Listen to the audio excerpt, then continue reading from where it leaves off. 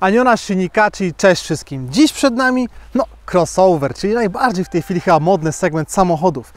Hyundai w tej chwili miał Tucsona, miał również Santa Fe, ale nie miał crossovera z segmentu miejskiego, chociażby Kia ma swojego Stonika.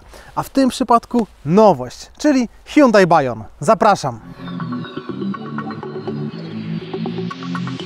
No i na początku skupmy się na stylistyce przedniej części nowego Bayona. Tu widzimy kilka podobieństw oczywiście do innych modeli marki Hyundai. Na przykład podwójne lampy, górne LEDowe są dzienne oraz kierunkowskazy, natomiast z dołu również w naszej wersji lampy LEDowe, mijania, a także drogowe.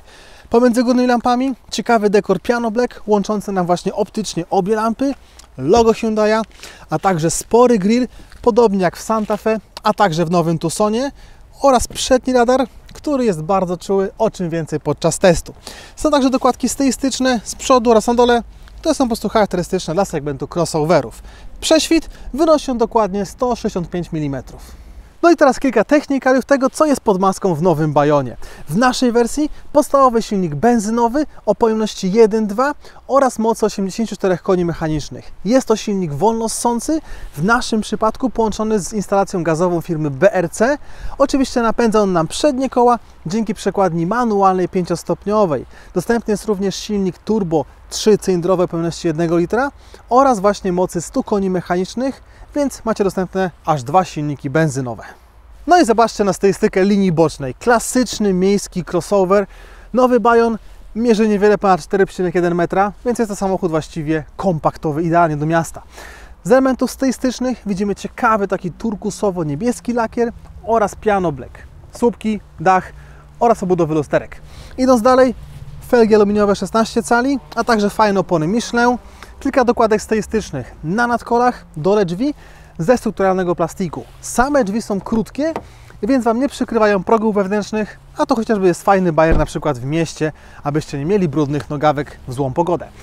Idąc dalej ku tyłowi, relingi, ciemne szyby oraz kilka jakichś tam chromowanych obramówek na dole okien. Dwa wlewy.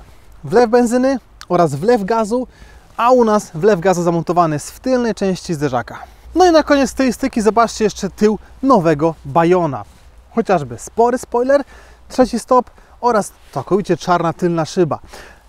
Z tyłu ten samochód jest bardzo charakterystyczny. Czy jest piękny, czy nie, ocencie to sami. No na pewno jest inny.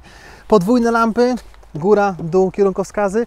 Lampy są normalne, żarówkowe, a także taka fajna blenda nieświecąca, łącząca nam właśnie obie lampy w tylnej części.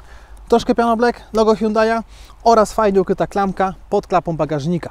Cały tylny zderzak wykończony strukturalnym plastikiem, co na przykład w mieście ma zaowocować zakamuflowaniem chociażby jakichś tam małych rys.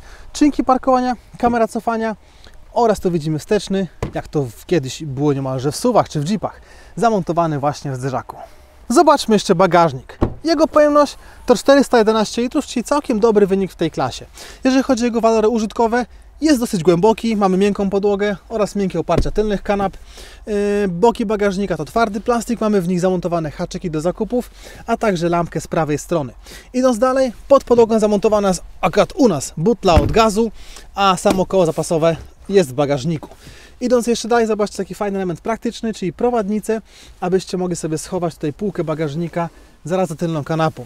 Zobaczcie na delikatne oszczędności księgowych na wykończeniu klapy bagażnika. Tu jest sporo widocznej gołej blachy.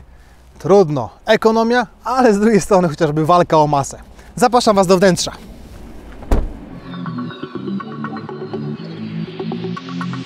No i teraz miejsce najważniejsze, to oczywiście fotel kierowcy, jak w każdym samochodzie, nawet moi drodzy w crossoverze. Po pierwsze spójrzcie na fotele, są to głębokie fotele, naprawdę bardzo wygodne, w szczególności długą trasę. Zwyczajny, miękki, gąbkowy fotel, ale ma fajne trzymanie boczne Waszych ud, a także Waszych schabików. Idąc dalej, wykończenie tych foteli. Ciekawa tkanina, niebieska turkusowa nić na fotelach, a także na kierownicy. Kierownica jest skórzana, oczywiście multifunkcyjna, sterowanie tempomatem, komputerem pokładowym, a także multimediami. A przed nią zamontowane są wirtualne zegary, które chociażby znamy z innych modeli marki Hyundai. Pokazuję Wam kilka styli samych wskazówek, a także informacje z komputera pokładowego, dane z nawigacji, asystentów, a także multimediów. Obok zamontowana jest właśnie stacja multimedialna, która obsługuje bezprzewodowy Apple CarPlay, a także Android Auto już po kablu. Z poziomu stacji wiele ustawień samego pojazdu, multimediów, dostęp do oczywiście radia, a także kilka tam jakichś ustawień poszczególnych funkcji, na przykład ustawień ulubionych i tak dalej. Czytelnie, ale także prosto. Ważne, że na przykład słoneczne dni ekran jest matowy, to Wam po prostu poprawił właśnie widoczność przy mocnym oświetleniu. Poniżej zamontowane są nawiewy, a w ogóle spójrzcie na cały projekt deski rozdzielczej. Ona właściwie jest praktycznie taka sama jak w nowym Hyundai i20. Nowocześnie, ale również właśnie intuicyjnie. Poniżej zamontowany jest panel klimatronika jednostrefowego z normalnymi fizycznymi przyciskami do sterowania poszczególnymi funkcjami nawiewów, a także dwa gniazdka USB, gniazdko 12V oraz półka na smartfon. W konsoli centralnej mamy również lewarek od zmiany biegów, wykończony skórą, ręczny, cup holdery, przełącznik od gazu, a także podokietnik regulowany w jednej płaszczyźnie, skrywający schowek. Spójrzcie na deskę rozdzielczą. Ok, tutaj widzimy morze twardych plastików. Tu, czy na boczkach drzwi. Natomiast sama deska rozdzielcza spasowana jest dobrze, o czym będzie więcej podczas jazdy. Jeszcze właśnie wspomniane boczki drzwi. Na górze widzimy ciekawe takie dekory, takie znowu turkusowo-zielone w tej części podokietnika. Sam podokietnik wykończony jest ekoskórką. Mamy tu również podświetlenie, kieszenie na butelkę, a także uchwytów właśnie koło podokietnika. No i jeszcze tylna kanapa. I tu spójrzcie pod kątem miejsca. 3 na stopy jest ok. Na kolana również się mieszczę, a także nad głową spokojnie jeszcze 5 palców wolnej przestrzeni przy moim wzroście 1,85 m. Sama tylna kanapa jest to gąbkowa, wygodna kanapa z dosyć długim siedziskiem, więc tu jest naprawdę wygodnie, nawet jakąś tam troszeczkę dłuższą trasę.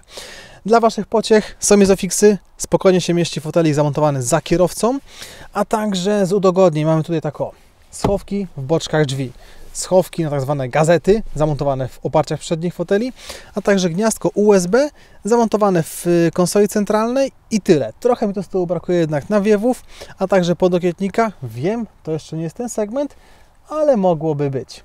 Jedziemy! To co? Jedziemy nowym Bayonem. Najpierw oczywiście silnik. Zwolnimy, drugi bieg, wkręcamy go na obroty, chwilkę czekamy i już sobie jedziemy. Pyk, szybka trójka i czwóreczka. Auto pod kątem dynamiki jest przeciętne, do pierwszej setki około 13 sekund. To nie jest wynik rewelacyjny, to też nie jest jakiś tam wynik fatalny, to jest normalny, no taki wynik po prostu bez zbędnych emocji. Natomiast sam silnik to oczywiście król ekonomii. Jednostka 1.2, 4-cylindrowa, akad u nas połączona z instalacją gazową. Też co warto nadmienić, akad tu jest instalacja BRC, która właściwie nie wpływa w żaden sposób negatywny na utratę mocy. Dokładnie tak samo samochód przyspiesza na gazie czy na benzynie. Nie ma w ogóle różnicy jakby w pracy silnika, czy gaz, czy benzyna. Podobnie również są akustykę. Czasami wtryski gazu potrafią być głośne, tu wtryski gazu są ciche, po prostu sobie klikają delikatnie i w ogóle jakby kierowca nie wie w tej chwili, czy ma włączony gaz, czy benzynę. A więc pod kątem ekonomii. Teraz podaję Wam wyniki spalania benzyny do gazu. Doliczam odpowiednio pół litra więcej. Testowałem to odbijając tam pistolet, ładując samochód do pełna gazem, więc komputer plus pół litra, tyle nam dokładnie pali gazu. Autostrada do 130, spalanie benzyny 6,2. Bardzo dobry wynik uważam jak na ten samochód. Auto jest w miarę niskie, opływowe oraz oczywiście jest lekkie, waży niewiele ponad tonę, a to na pewno sprzyja niskim właśnie wynikom spalania. Natomiast przy 140 palimy około 7 litrów niecałych, więc tam już jest raz, że jest głośniej, a dwa, że jest po prostu mniej ekonomicznie, więc zależy od Was, jaka prędkość jest dla Was prędkością przelotową. Kolejne to drogi oczywiście krajowe między miastami. Tam spalanie odpowiednio od 4,5 do 5 litrów. Tyle realnie palił mi Bayon, jadąc w normalnym ruchu za tirem, czasami kogoś wyprzedzając. Normalny ruch po prostu międzymiastowy. Natomiast miasto, tutaj sporo zależy od tego, jak jeździ kierowca. Przy dynamicznej jeździe potrafimy w mieście nawet dobić do 8, natomiast przy normalnej jeździe, takiej na co dzień, z włączoną klimą, nagłośnieniem i wszystkim innym, co jest potrzebne w samochodzie. Samochód spala w mieście od 6,5 do 7,5 litra, w zależności od tego właśnie, jak mocne korki są w Waszych miastach czy miejscowościach. We Wrocławiu oczywiście korki są mocne, więc tutaj spokojnie spalanie w okolicach 7 do 7,5 litra właśnie w naszych wrocławskich korkach. Kolejny sam silnik, bardzo fajna kultura pracy. 4-cylindrowa jednostka, jest fajnie wyważona. Tu właściwie nie ma żadnych tam negatywnych odsłuchów czy doznań, jeżeli chodzi o tą jednostkę napędową.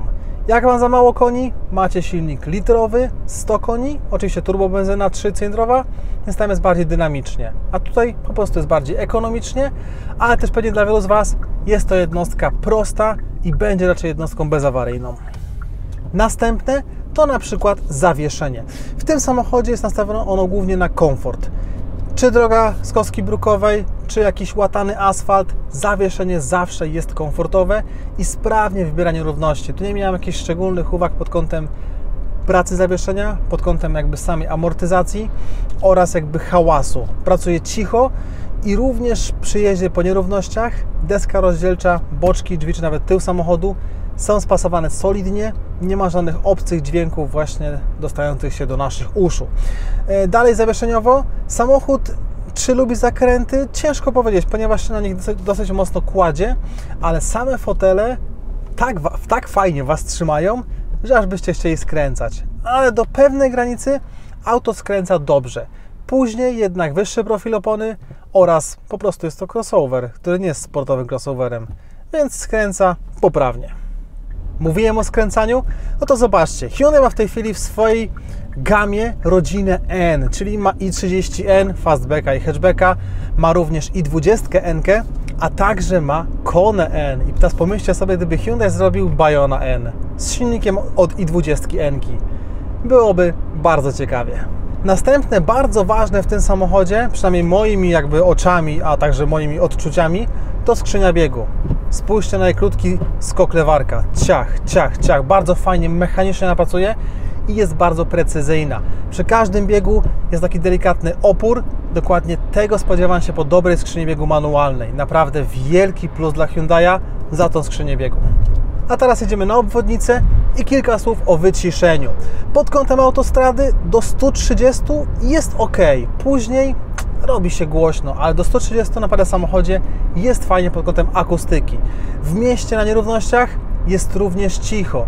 Natomiast jakbyście chcieli pojechać już tam sobie 140 albo nawet i 150 w Niemczech, to będzie trochę hałasowało.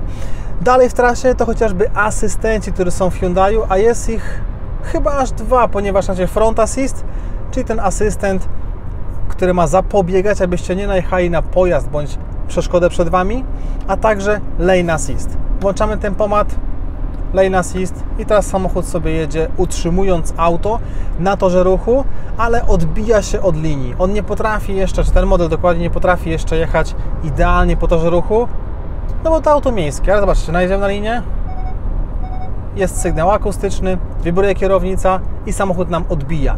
Więc dba o Wasze bezpieczeństwo, natomiast nie potrafi jeszcze dokładnie sobie sam idealnie jak po sznurku jechać, ale patrzcie, jedziemy teraz w łuku i auto utrzymuje nam łuk. Odbija, próbuje znaleźć środek pasa i utrzymuje nam samochód na torze ruchu. Fajnie, system jest bardzo wrażliwy. Często nawet tylko najedziemy jedynkę jakoś tam nieprzerwaną, to jest ale czy to wada? Jest wrażliwy. Podobnie jak bardzo wrażliwy jest front assist, który często Wam mówi kolizja, kolizja, a tam do kolizji jeszcze brakuje trochę, no ale już on widzi kolizję, więc są wrażliwe, natomiast i tak jestem fanem tych systemów, więc wolę mieć je włączone, bo w razie W nade mną czuwają. Dalej w trasie to naprawdę znakomite i wygodne fotele. To są podstawowe fotele gąbkowe, to nie są jakieś tam, nie wiem, skórzane, wentylowane czy z masażem. Normalny gąbkowy fotel, który potrafi być wygodnym fotelem nawet do 4 godzin w trasie. Nie miałem tu żadnych jakichś nieprzyjemnych doznań pod kątem komfortu. To naprawdę uważam bardzo wygodny fotel, podobnie jak tylna kanapa. Siedziałem z tyłu, raz byłem tam wieziony i wierzcie mi, że było tam normalnie. Nie było jakoś super komfortowo, nie było jakoś super źle. Po prostu było tam normalnie tak, że nie mam z tej podróży żadnych negatywnych odczuć. Także kanapa tylna również jest ok.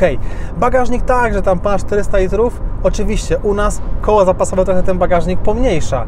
No ale macie gaz, macie oszczędność, a w bagażniku macie zamontowaną butlę i koło zapasowe. Ogólnie crossovery segmentu miejskiego to bardzo fajne samochody, bo łączą w sobie walory samochodu użytkowego, a bardziej z takiego samochodu do jakichś delikatnych wypraw na trawniki, na przykład na weekend, bądź tam do lasu, a są dalej samochodami normalnymi miejskimi i są samochodami ekonomicznymi. To nie jest jakiś wielki SUV, który tam oczywiście pali więcej paliwa. Nie, to jest dalej ekonomiczny samochód, który jest troszkę podniesiony i ma troszkę przeprojektowane nadwozie. Ale oczywiście, że ma wady. I zaczniemy jak zawsze od wytykania mu wad. Po pierwsze, w Bajonie jest sporo twardych plastików, czy w przedniej, czy w tylnej części. Faktycznie jest ich dużo, natomiast są one spasowane solidnie. W bagażniku widzimy sporo gołej blachy. To jest po prostu oszczędność księgowych, koniec, kropka. Nadwrażliwość systemów typu Lane Assist oraz Front Assist podczas normalnego ruchu codziennego są wrażliwe, ale z drugiej strony działają tak jak powinny. A także brak wskazań poziomu gazu na zegarach wirtualnych, tylko macie do tego mały przełącznik zamontowany w konsoli centralnej, więc troszkę tu nie jest tak jak było chociażby w Daci Logan, tudzież Daci Sandero, gdzie macie gaz dosłownie fabryczny i tam wskaźnik gazu i benzyny przełączają się płynnie i pokazują Wam zasięg na gazie oraz zasięg na benzynie. Tu tak nie jest. Tutaj jednak kalkulator i sami sobie liczymy, ile nam spalił Hyundai gazu. Ostatnie to brakuje mi z tyłu podokietnika, a także nawiewów. Po pierwsze, ekonomia jednostki napędowej na benzynie, a także na gazie. Instalacja gazowa, która pracuje niezauważalnie, wtryski chodzą cicho, auto nie traci dynamiki po przełączeniu na gaz. Dobre multimedia, intuicyjne, z matowym ekranem, który w szczególności w słoneczne dni na pewno jest na plus. Wygodne fotele, a także dobre wyciszenie w trasie, to również coś, co moim zdaniem zasługuje na uwagę. Ostatnie to komfortowe zawieszenie oraz skrzynia biegów, która jest precyzyjna i pracuje z bardzo przyjemnym, fajnym takim mechanicznym oporem. No i zobaczcie, na koniec testu najechane jest 19 km, spalanie 4,5 litra benzyny. Bardzo ekonomiczny, tak powiedziałem Wam podczas testu. Samochód naprawdę jest ekonomiczny i to jest fakt. To jest moje spotkanie z Hyundaiem Bajonem, czyli nowością z segmentu crossoverów B. Auto, które jest specyficzne. Spójrzcie na jego przód, tu jest naprawdę fajnie, jest nowocześnie, są LEDy, są fajne linie, podobnie jak w innych Hyundaiach, albo bardziej w innych crossoverach właśnie marki Hyundai.